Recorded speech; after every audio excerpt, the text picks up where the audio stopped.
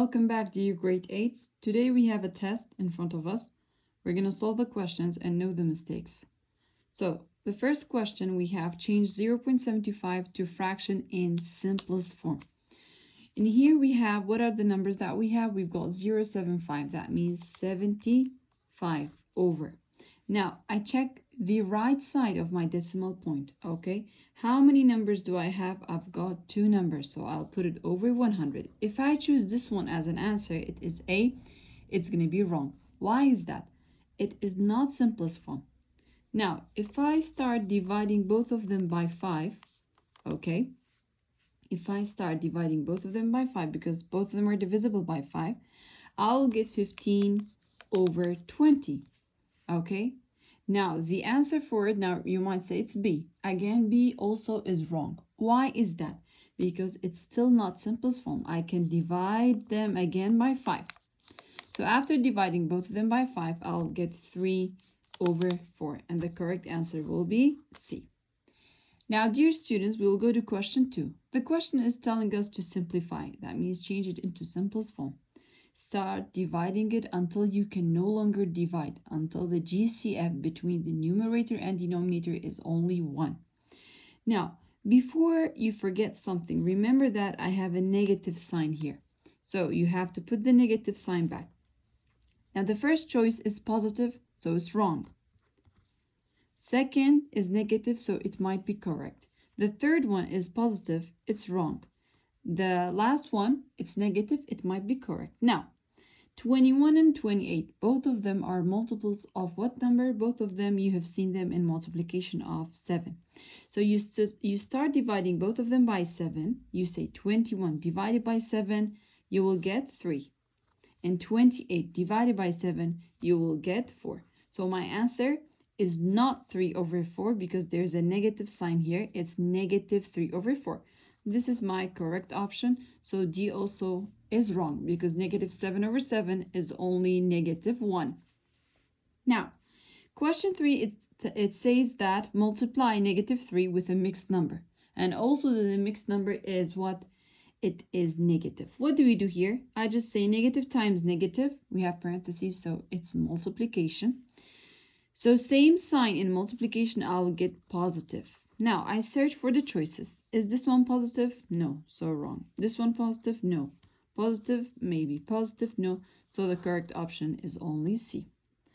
And just to remember that maybe in the other exams or tests that you will have another positive one, you have to first multiply those two, then add with the numerator, and then put the same denominator, and then you say up times up, down times down. And you'll get 61 over 3. Now, question 4, it says add or subtract. If you take a look at the denominators, they're the same, so we do not have any problem. Now, I will ask another question. Since it's addition and subtraction of rational numbers, I ask, which one is the big number without taking the sign? 5 or 1 is big? 5 is big. Now, what's this sign of my big number? It's negative. So I know that 100% my answer should be negative. Okay. Choice A, it's negative. Choice B, it's negative. Choice C, it's not. D, it's not. So C and D are out. So either A or B is my correct option. Now, I put back the same denominator. So same, I put the same denominator back. We said that in addition or subtraction, different sign, what do? We have to subtract. Okay. Now, 5 minus 1, I'll get 4. If I take it like this, it's not simplest form. So most of you might say, okay, we don't have any options here. The question is wrong. Let's take a look at it again. Now, 4 and 6, both of them are divisible by what number? Both of them are multiples of 2. So I start dividing them by 2. But before that, the negative sign, I copy it. So I'll get negative 2 over 3. And the choice is what? The correct option is A. Okay, dear students, let's go to question 5. Question 5 is only one question from 1.4. Okay, it says, write this in exponential form. Means write it as 2 boxes, which is called the base and the exponent. Okay, dear students? Now, my base is what? Is it 4? No. What do we have inside the parentheses? We have got negative 4 inside it. So I put -4 inside parentheses. How many times it's repeated? Let's count together. 1, 2, 3. So my exponent is 3. So my correct option is what? -4 inside parentheses power 3. Be careful, students, if you have this choice in the exam. This is wrong because the power of 3 is only for 4. It's not for the negative. And here we have -4, not only 4. Okay, dears. Now, these were multiple choice questions. We have got 5 other written part questions. Let's see how we answer these questions. Question 6, it says that we have got an absolute value question. So any number inside absolute value, take it out, it's going to be positive. This negative is not inside, it's outside, so you just copy the same thing. -13, it's inside absolute value. Now take it out, you will get only 13. 19 minus 13, we will get 6 as a answer. Okay, dears? Now, we have question 7. We have to answer question 7. To answer question 7, it says subtract, okay? It's always easier to work with improper fractions. That means only a numerator and denominator. So what we're going to do is that I'm going to change this, multiply, add, same denominator, multiply, add, same denominator. I'm going to change it to what? To improper fraction. 2 times 5 will be 10, plus 1, 11, over 2 minus 6 times 3 will be 18 plus 5, it will be 23 over 6. Now take a look here, we've got a problem. What's our problem? The problem is that the denominators are not the same. So what do? I asked the 3 questions. The first question, let's just first ask the questions. Can small be big? If no, you go to the second question. Is one of the numbers prime? Again, if no, you go to the third one. No, you do LCM, least common multiple. Now, we go back to the first question. Can small be big? Can I change 2 to 6?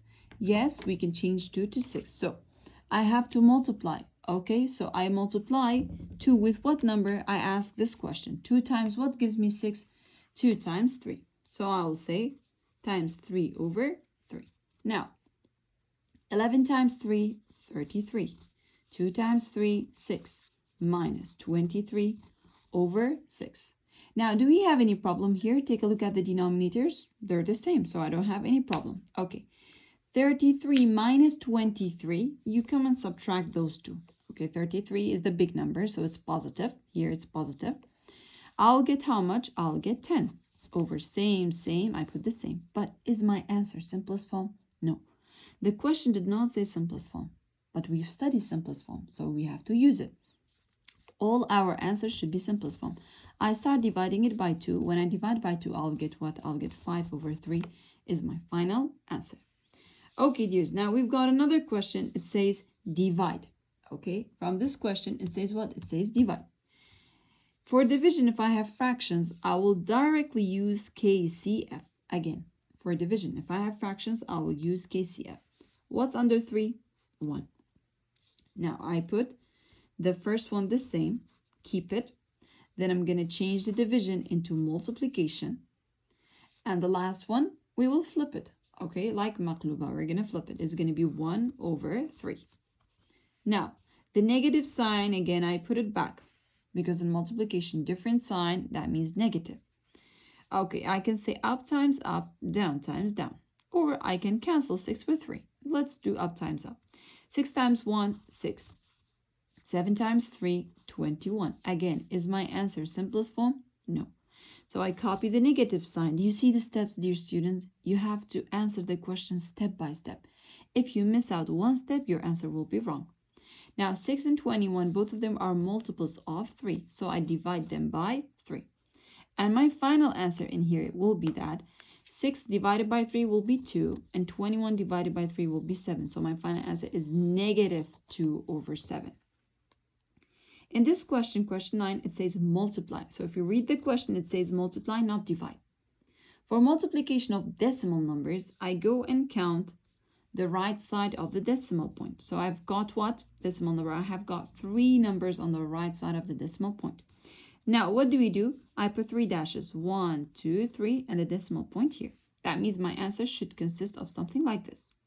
The second step when I'm multiplying decimal numbers is that I have to ignore the decimal point. So I will say 54 times 3. 3 times 4, 12. 3 times 5, 15. Plus 1, 16. So 1, 2, 3.